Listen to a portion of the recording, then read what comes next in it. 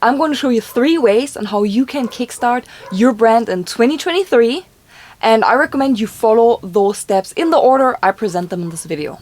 Number 1, photography. And I'm not talking about photos for your social media channels. I'm not talking about content creation and publishing those photos onto your social channels, but I'm talking about photos that you can create for your website and your online presence.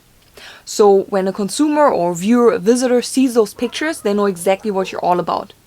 And I'm going to tell you how you can tell a story just within a picture.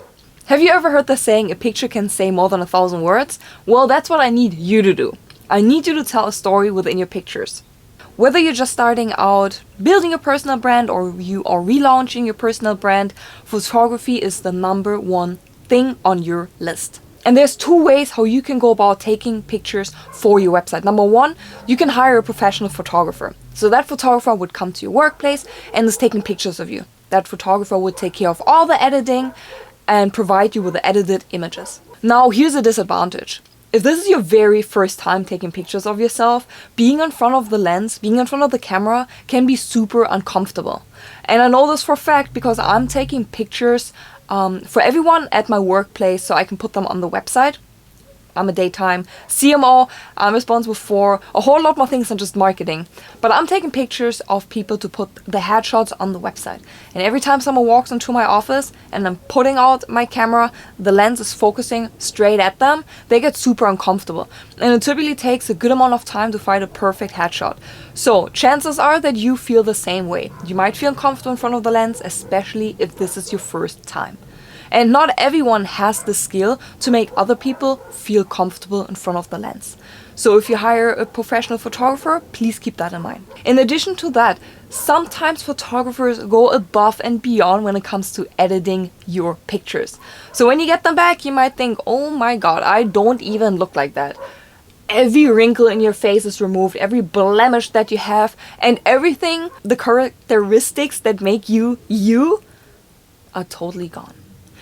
And you don't want this to happen. Of course, you can advise your photographer not to remove everything and not to go heavy on the edits, but I know a lot of photographers really go in and go heavy on the edits. So just keep that in mind if you want to hire a photographer. And on the other side, you can ask a friend to take pictures. And personally, I recommend the latter. Especially if this is your first time taking pictures for your website, chances are that in a couple of months from now, you just don't like those pictures anymore. You want to take a different creative direction. You want to take pictures again. Now, if you hire a professional photographer, it might cost you a good amount of money to get those pictures. So if you're taking those pictures yourself, especially the first time around, it might be a little more cost efficient, especially if you want to change them anyways in a couple of months or even a year. So if you ask a friend to take pictures of you, for me, it's super easy to be in front of the camera and to take pictures. At the end of the day, I've been blogging for the past 7 years and my lovely Instagram husband is taking all of those pictures up to this day. And I'm very thankful that I have him. I call my Insta husband. He knows my angles and he knows what looks best. And I can really rely on him. If I tell them I want a particular picture, he gets the work done. And I understand not everyone has an Instagram husband, but you might have a friend that you feel very comfortable taking pictures with. So ask that particular friend to take pictures of you for your website. And now if you go with option number 2, you might not have any Photoshop experience, but maybe some of your friends know a little bit of Photoshop. But if not, there are tons of free tools and paid tools out there that can make your life so much easier when it comes to editing your photos. Snapseed, Facetune, those are all great tools to quickly touch up your photos. And at the beginning I mentioned that a picture can say more than 1,000 words. But how do you tell a story within a picture? Because this is really what we're trying to achieve here. When you're taking pictures for your website, you want to tell a story. You want to tell the viewer exactly what your product is all about and what you are all about. But how do you achieve that? And more so, how do you pose on those pictures, especially if this is your first time? So let's assume a huge magazine knocked on your door and they want to take pictures of you. So whether it's like Vogue magazine or Elle magazine. And they bring their entire crew to your workspace. So they have a creative director, they have someone that does your hair, they have someone that does your makeup, and someone that brings all the clothes, and they're coming to your workspace. So whether your workspace is in an office or you're a chef, so you will find yourself in the kitchen, or you're a gardener, so your workspace will be a garden, or you remodeled your garage to be a workspace, so you would all go into your garage. But now, what would the creative director do? What is their process to come up with pictures that shows who you are in a magazine and portrays to everyone who's reading the magazine what you're all about? Number one, they will most likely have an interview with you off camera. So they're going to ask you your name, your age, and they want you to describe your business. What do you do in your day-to-day business? And what is your business all about? So they're most likely going to sit down with you to do an interview off camera, and they're going to ask you your name, your age, but they're going to ask you a lot of questions about your business. What is your business all about? What are you selling? Or what are you teaching? And what do you really want to put out there in the world? What do you want to be known for? And they're writing down all this information. Based on what you shared with them, they come up with a creative process. They think about, all right, if you are, let's say, a fashion designer, what items do you use on a day-to-day basis? So that could be fabric, whether it's like silk or cotton that you work with, could be yarn, it could be scissors, or one of those mannequins, model figurines that you put on the clothes that you want to sew. So if you're a fashion designer, Vogue magazine would most likely come to your workspace and they will take pictures of you in action. So you're cutting the fabric, or you have a measuring tape hanging around your neck, or you can see yourself with scissors or sketches, and they're going to take pictures of you. And those pictures will tell everyone, whether they know you or not, what you're all about. They will know that you are a fashion designer. Let's say you want to become a personal chef, or you are a chef that is teaching people how to cook meals within your online course.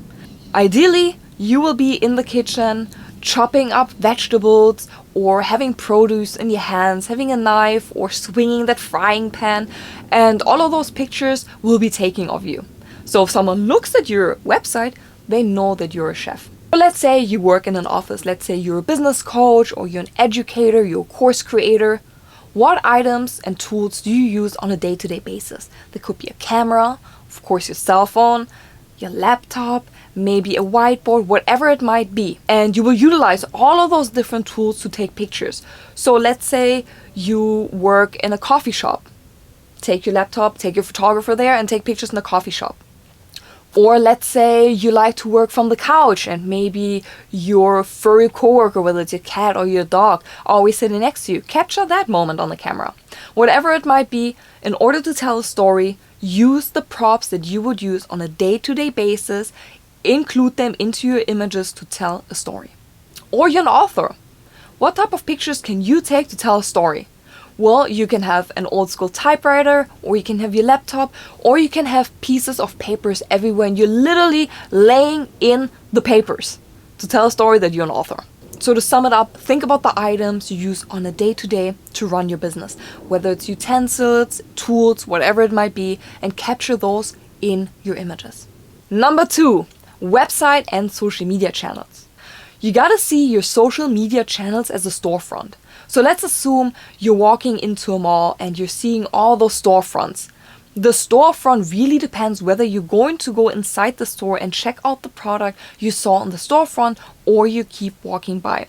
So you have to understand that all your social media channels are just your storefront. So these are your things that you offer, and you want to get people to step inside your store. And once they stepped inside your store, they're on your website. So your actual website is your store. And on the website, you're going to tell them what you're all about. You're going to tell them about your offer and how you can solve a problem. And if you don't have a website right now, or you want to relaunch your website, there are 3 main components that every website needs. And if your website does not have those 3 components, I need you to go to your website right after this video and add those pages. So let me explain those 3 components that every website needs. Number 1, a landing page. As soon as someone goes to a URL, or they visited your storefront and now decided to go inside the store, they will end up on your landing page. And your landing page should explain the problem you are solving. And you can also include your offer. But most importantly, you need to tell the viewer what problem you are solving for them. And you want to do all of that above the fold. So what's above the fold? Let's say you open a website, whether it's on a desktop or a mobile screen, you will see a section that you can see without scrolling. And that's what you call above the fold. And that's the most valuable place on a website. So on that place, on that placement, you want to tell people how you can help them, how you can solve that problem. You want to keep it simple, you want to keep it short, you want to keep it in layman's terms. Within 5 seconds of visiting a website, someone should immediately understand what you're all about. And you can use those pictures that we took earlier to put them in that section as well. And then beyond the fold, so if someone keeps scrolling, you will explain your offer a little bit more and you will talk a little bit more, going in depth into the problem that you are solving, and you will also have more of the photos we took earlier. And then number 2 is an About Me page. An About Me page is super important to have on a website. In the About Me section, you're going to tell viewers more about yourself, how you got started, why did you get started. So in that section, you really explain why and the purpose. You can also include why did you choose a particular logo, or you can explain your business name. And once the viewer scrolls, you can also have a placement that someone can contact you, and on the bottom you can also explain the offers or the services you are offering. And if you're thinking right now, well, an About Me page, is that even necessary on the website? Yes, it is. Why is it important? Because a lot of people click on that About Me page. You get a lot of traffic from that About Me page. Once you have your website online with the About Me page, in a month from now, check your analytics and you will be surprised how many people click on your About Me page. And the last section that every website needs is an FAQ page. Why do I say an FAQ page? It's great for search engine optimization, but it's also great for your visitors to get an immediate answer to their questions. So if you're an e-com business, an FAQ page could be: how long does it take to ship my order? What are your return policies? And everything that is order related. If you are a one-on-one coach or you're selling online courses, you can also put in your FAQ page section for online courses, return policy, enrollment dates, but you can also include your prices or how can people contact you. And the next part is optional on your website, but I always encourage everyone to include a blog post page on your website. Once your business is running and you start creating content, create blog content. You can put it on your website. It will keep the viewer longer on your website, but it will also put you in a spot as a thought leader. So you gain credibility by really putting out educational content. And once you created those pages, you need to come up with a color scheme. And I recommend 4 colors plus black and white. And you want to choose colors that are complementary, so they complement each other. You can choose a color wheel that can help you, or you can simply type it into Google what colors work together or color scheme for website. And then think about the color psychology. So what do you want to tell people? Green, for example, stands for eco-friendly or nature, whereas blue stands for a little bit more trustworthy, and red is attention-grabbing. So you have to decide the business you're in and what colors would make sense. And once you have identified those colors, implement them to your website, but also use those colors everywhere and anywhere. Use them on your social media when you're creating graphics. Use them on your business cards or wherever you want to use those colors, but keep it cohesive. Stick to those 4 colors and black and white. This ensures that your brand looks cohesive across your website and your social media channels. And when it comes to creating your website, you might think about, well, now I have to hire a website developer or someone who can code my website. Nope, you don't. There are so many great platforms out there, such as Squarespace or Wix, that you can create a website within hours. Just choose a theme, drag and drop whatever boxes or lead forms or whatever you want to include on your website, plug in the 4 colors plus black and white, and you're ready to go.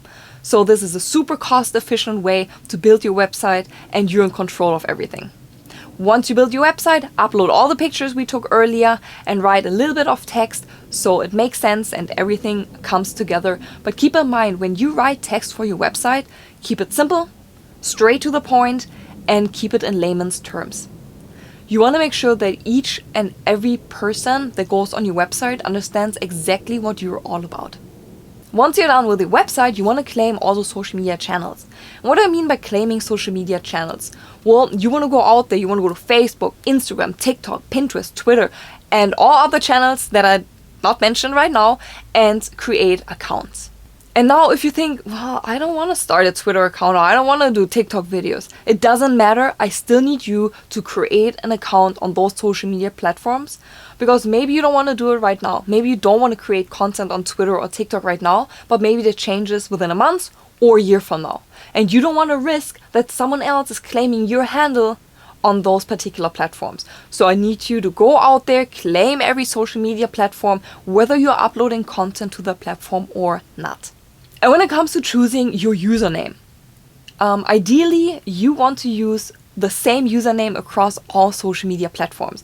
And I know sometimes that can be a little bit tricky, especially if you're using a name and someone else has that name already, but at least try to be as close, or try to use the same username the best to your abilities. And of course, you can also use the pictures we took earlier onto your social media channels. Make sure your bio is optimized.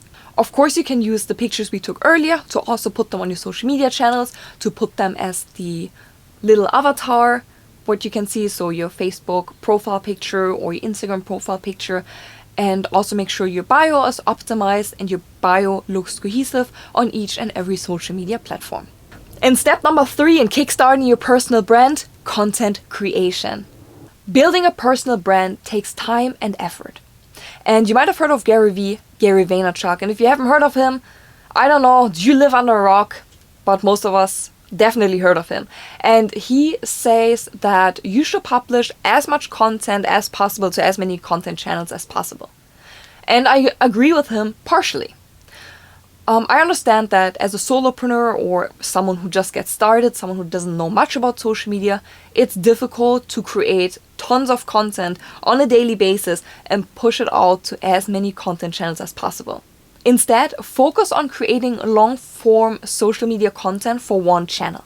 And long-form social media content could be a YouTube video, a podcast, or a blog post.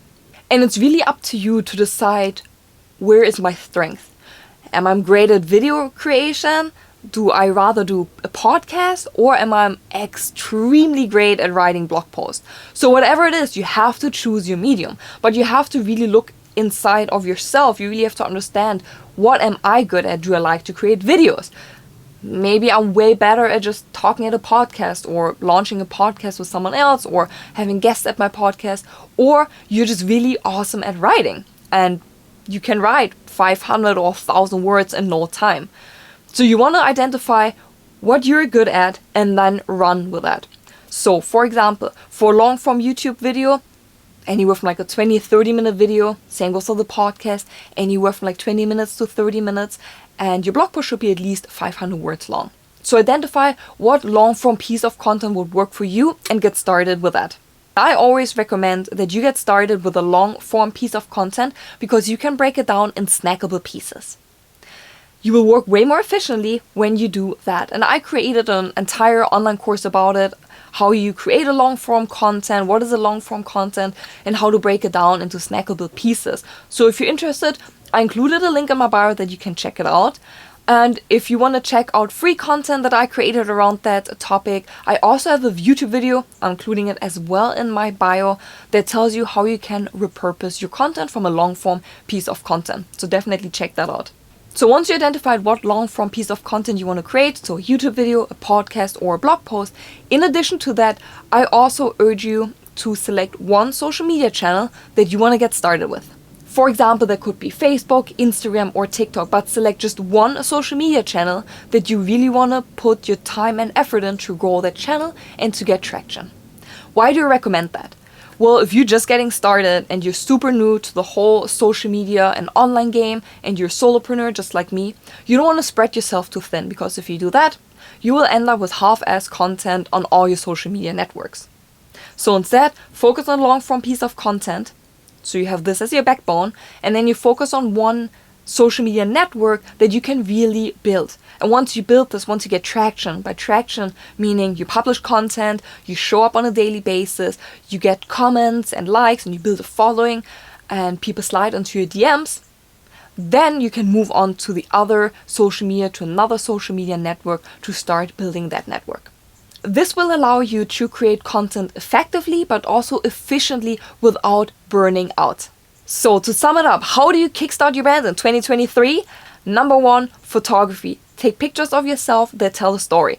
Number 2, website. Your website should consist out of a landing page above the fold that tells consumers exactly what problem you're solving. Number 2, an About Me page. And number 3, an FAQ page. And number 3, creating social media content. I mentioned to you to decide one long form content media. So that could be a YouTube video, a podcast, or a blog post, and one social media channel to get started. Once you follow those steps, you will kickstart your brand in 2023. And that also led us yet again to another episode of the Content Marketing Cheat Sheet podcast. I'm so glad you tuned in today, and I can't wait to see you next week. Until then, goodbye, or how we say in Germany, auf Wiedersehen.